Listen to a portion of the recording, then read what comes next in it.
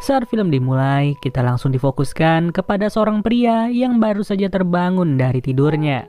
Seperti layaknya orang normal, pria bernama Hussein ini memulai pagi hari dengan membersihkan badan terlebih dahulu dan juga sarapan setelahnya.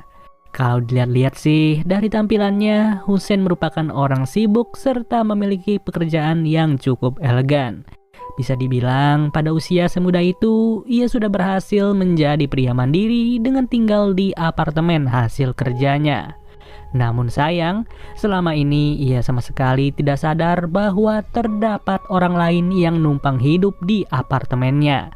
Malahan, ia juga terbiasa memulai pagi secara normal meski melakukannya dengan cara tidak wajar. Seperti halnya ketika ia kumur-kumur menggunakan Listerine milik Hussein, gosok gigi menggunakan sikat milik Hussein, dan juga mengelap otong menggunakan handuknya Hussein. Sedangkan untuk mengisi perutnya, ia tinggal memilih makanan apa yang ingin ia makan. Kebetulan aja, pria ini lagi ngidam semangkuk sereal dengan tambahan susu sapi rendah lemak. Ya, dengan kebebasan itulah, ia pun menghabiskan waktu secara bebas sampai-sampai tertidur di ranjangnya Hussein. Lalu, Hussein yang baru saja pulang bekerja langsung mendapatkan kabar dari pacarnya, yang dimana 2 hari lagi pacarnya akan segera datang dan ia pun disuruh untuk menjemputnya di bandara. Beberapa jam setelahnya, ia pun sudah tertidur dan kesempatan itu langsung dijadikan oleh si penyusup untuk keluar dari persembunyiannya. Pokoknya selagi ada celah, maka ia akan beraktivitas semaunya sendiri tanpa diketahui oleh siapapun. Namun celakanya, kelakuan pria itu udah mulai bertambah parah ketika ia mengganti alarmnya Hussein dari jam 8 ke jam 9. Tujuannya sendiri sih udah jelas, ia ingin membuat Hussein telat bekerja agar dimarahi oleh atasannya. Tidak sampai di situ, ia kembali memulai pagi sesuka hati sambil menyiapkan teh susu untuk ia minum. Setelahnya, sebotol susu yang masih tersisa malah ia campur dengan air keran secara sengaja. Masih belum puas, ia juga ingin membuat Hussein telat menjemput pacarnya dengan merubah jadwal yang ditulis Hussein sebagai pengingat. Akan tetapi, selama di apartemen ini, ia selalu merasa kesepian dan cuma bisa berinteraksi dengan 2 ekor merpati yang ia beri makan setiap harinya. Untuk asal-usulnya sendiri, sampai sekarang ini masih belum diketahui pasti pria ini siapa dan kenapa ia ingin berada di tempat ini. Dengan cepat, waktu demi waktu sudah berlalu dan Hussein kembali tiba di apartemennya sambil menelpon secara serius. Setelah diperhatikan dengan seksama, diketahui sudah pekerjaan Hussein sehari-harinya adalah bertugas sebagai agen properti. Hanya saja, sampai apartemen pun ia tidak bisa langsung istirahat karena masih harus membersihkan dapurnya yang sangat berantakan. Walaupun demikian, itulah tujuan utama dari pria tersebut agar Hussein yang udah lelah langsung segera tidur. Karena udah gak tahu lagi mau ngapain, ia pun membuka dompetnya Hussein dan melihat sebuah kartu kredit. Di titik inilah secara cepat ia mencatat segala informasi di kartu tersebut yang tentunya akan ia gunakan pada momen tertentu. Esok harinya, Hussein mulai terbangun dari tidurnya sambil bersiap-siap membersihkan badan sebersih mungkin. Namun bedanya, hari ini adalah hari Sabtu dan ia jauh lebih rajin untuk mencuci pakaian kotornya. Sampai suatu ketika, ia tiba-tiba mendapatkan telepon dari pacarnya yang udah ngamuk-ngamuk karena tidak dijemput dari tadi. Di sisi lain, hari Sabtu ini bukanlah hari yang menyenangkan bagi si penyusup karena Hussein lebih banyak waktu untuk berada di apartemen. Jadinya, Listerine milik Hussein malah ia refill dengan air ludah sebelum ia sikat gigi dan masih berbau jigong. Bahkan, ia juga menggunakan kaos kaki dan kolornya Hussein yang baru aja dijemur beberapa jam lalu. Ide berikutnya, ia berencana memancing masuk 2 ekor merpati dengan cara menaburkan berbagai cemilan di apartemen itu. Tentu saja ia bertujuan agar pacarnya Hussein yang bernama Melinda mulai merasa jijik untuk berada di apartemennya Hussein. Gimana nggak jijik? Satu-satunya kursi yang digunakan Hussein malah diberakin gitu aja sama kedua burung.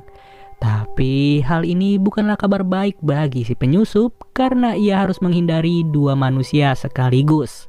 Kemudian, Melinda terpaksa belanja di supermarket setelah melihat lemari Hussein tidak ada makanan sama sekali. Disinilah Hussein pun beradu argumen dengan pacarnya dan mengatakan kalau ia sudah menyimpan beberapa stok makanan. Sebagai bentuk permohonan maaf atas keributannya, Hussein sengaja mengajak Melinda untuk pergi makan malam di sebuah restoran mewah. Tentunya hal ini pun menjadi kabar baik bagi si penyusup yang sebentar lagi bisa berkeliaran sesukanya. Benar saja, baru ditinggal sebentar, ia langsung menghabiskan isi sabun mandi milik Hussein dan juga Melinda secara sia-sia. Tidak lupa, ia pun mencukur bulu keteknya menggunakan alat cukur jenggot milik Hussein yang pastinya tidak disadari sama sekali. Ia juga gak mau kalah dari Hussein dan Melinda yang makan di luar karena di apartemen ini ia menyempatkan diri untuk menyantap sepiring spaghetti.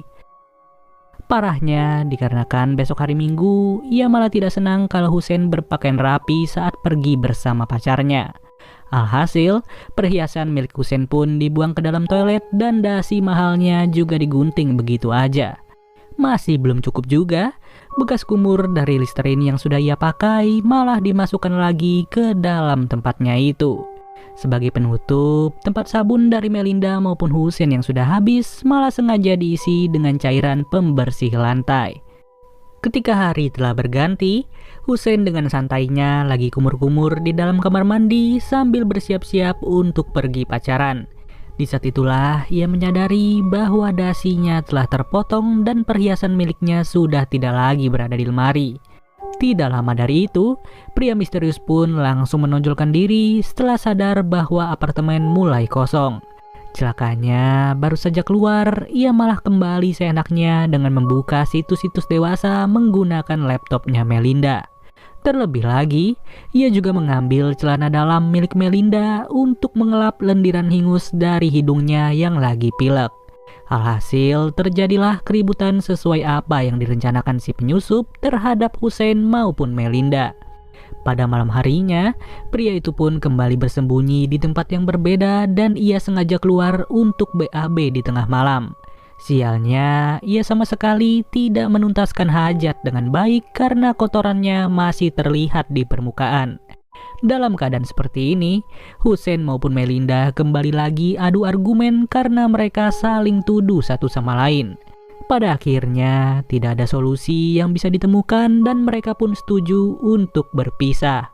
Namun sebaliknya, kondisi itu justru menguntungkan bagi si penyusup karena ia sudah menunggu momen tersebut.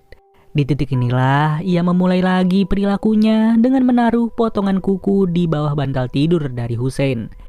Perilaku kedua, ia sengaja membuang sendok garpu milik Hussein ke dalam kubangan toilet. Bahkan sendok garpu itu malah ia kencingi sesuka hati tanpa dosa sama sekali. Gak tahu apa yang dipikirin, tapi yang pasti peralatan makan tersebut malah ditaruh lagi ke dalam laci yang berada di dapur. Di sisi lain, Hussein yang baru saja pulang sudah pasti tidak mengetahui perilaku itu. Apalagi, ia mulai merasa gatal-gatal di seluruh kulitnya tanpa menyadari bahwa ia sudah mandi menggunakan pembersih lantai. Yang bikin gak tega, Hussein juga menggunakan sendok makannya untuk mengaduk larutan obat yang baru saja ia seduh pada hari itu. Ditambah lagi, saat ingin tidur pun ia harus mencium bau potongan kuku yang ia sangka berasal dari Melinda. Pagi harinya, si penyusup kembali bertindak dengan memasukkan kotoran kuping ke dalam botol vitamin milik Hussein. Ia pun juga memberi hingus ke dalam Listerine serta menggunakan sikat gigi untuk membersihkan kuping. Ujung-ujungnya, dari perbuatan itu, Hussein pun mulai demam parah di malam harinya dan ia terbangun untuk meminum obat. Alhasil, si penyusup langsung terkejut dalam sekejap sampai-sampai ia bersembunyi di atas lemari. Namun, ia harus bersyukur karena Hussein udah gak bisa lagi untuk fokus karena ia mulai sempoyongan. Akan tetapi, ketika Hussein sudah tidur, ia pun kembali beraksi gila-gilaan dengan menghapus jadwal meeting serta membuang-buang tisu toilet. Dari perbuatannya itulah, keadaan Hussein malah semakin parah dan membuatnya tidak masuk kerja pada hari esok. Apalagi, hari-hari Hussein semakin kacau ketika terdapat 2 orang kurir yang mengantarkan sebuah freezer ke apartemennya. Bagaimana tidak, ia sama sekali tidak merasa memesan freezer tersebut, apalagi membayarnya secara kredit. Sudah dipastikan, freezer itu sengaja dipesan oleh pria misterius yang kegunaannya sendiri tidak diketahui untuk apa. Gawatnya, perbuatan orang itu sudah semakin brutal ketika ia membajak handphonenya Hussein dan mengirim gambar otong kepada atasannya. Ya benar saja, Hussein pun langsung dihampiri oleh atasannya itu yang merasa terhina akibat foto tersebut. Alhasil, Hussein tidak bisa lagi bekerja sebagai agen properti alias ia sudah dipecat saat itu juga. Setelah atasannya pergi, ia pun mulai merasa janggal ketika mendengar suara air yang sedang mengalir di ruangan dapur. Ternyata orang itu udah mulai berani memberi kode bahwa bukan cuma Hussein yang tinggal di sini. Sadar akan hal itu pun, Hussein langsung membongkar segala tempat yang ia curigai satu persatu. Tapi sayangnya, ia sama sekali tidak menemukan tanda-tanda keberadaan si penyusup yang berada di apartemen tersebut. Melainkan satu-satunya hal yang bisa ia lakukan saat ini adalah membuka dus freezer yang membuatnya penasaran. Di lain waktu, ia juga sengaja memanggil tukang kunci untuk memasang beberapa pengaman di pintu apartemennya. Jujur aja, kalau gue jadi Hussein sih, mendingan panggil tukang CCTV dan pasang kamera di setiap sudut ruangan. Namun ya tetap saja, hal itu nggak membuat si penyusup takut untuk mengganggu Hussein pada momen tertentu. Hebatnya lagi, Hussein kembali tidak berhasil untuk menemukan keberadaan orang tersebut. Pada kondisi seperti inilah, Hussein udah nggak tahan dengan kondisi kulitnya yang semakin hari malah semakin gatal. Terlebih lagi, ia sendiri udah mulai males untuk ngapa-ngapain dan membiarkan apartemennya berantakan begitu saja. Saking malesnya, untuk makan pun ia cuma mau makan yang instan dan murah, yaitu menyetok pizza sebanyak mungkin pada saat itu. Apalagi Hussein udah gak punya lagi sebuah pekerjaan sampai-sampai ia menghabiskan waktu hanya untuk menyendiri. Sampai suatu saat, Hussein menyadari keberadaan si penyusup di bawah ranjangnya dan terjadilah sebuah keributan. Dengan penuh emosi, pria misterius itu langsung ngamuk-ngamuk kepada Hussein yang selama ini sudah dianggap sebagai orang jahat. Setelah dijelaskan, ternyata pria itu sudah terlanjur kecewa dengan Hussein yang pernah menipunya atas kegiatan jual beli rumah. Dari tindakannya itulah pria tersebut harus menjadi gelandangan bersama istrinya yang lagi hamil. Sampai-sampai istrinya sendiri sudah tidak tahan dan pergi meninggalkannya begitu aja. Itulah mengapa selama ini ia selalu memperlakukan Hussein secara buruk dan tidak wajar. Tentu saja dengan tujuan agar Hussein merasakan apa itu rasanya tidak punya pasangan, tidak punya pekerjaan, dan juga memiliki kondisi kesehatan yang begitu buruk akibat pola hidup tidak sehat. Kini pria itu sudah tidak ingin lagi gaya hidup kotor dan ia pun sengaja membersihkan apartemen itu. Bahkan tampilan pun sengaja ia rubah serapi mungkin tanpa ragu sama sekali di depan sebuah cermin. Ya, lebih tepatnya di kondisi inilah titik balik pun sudah dimulai dan pria tersebut bersiap diri untuk mencari pekerjaan serta istri bersama anaknya. Di akhir film, Hussein tidaklah benar-benar meninggal, melainkan ia sengaja dikurung ke dalam sebuah freezer. Yang kerennya lagi, di atas freezer itu terdapat 2 ekor merpati yang selalu diberi makan oleh pria tersebut. Dengan kata lain, scene ini menggambarkan bagaimana sosok istri dan anaknya pria itu yang selama ini tidak mampu ia hidupi. Dan pada momen inilah, kedua merpati itu tidak lagi makan di luar bangunan, melainkan mereka sudah bisa makan di atas penindasnya. Oke deh guys, mungkin segini aja pembahasan dari film berjudul Freehold. Sampai bertemu lagi di video berikutnya.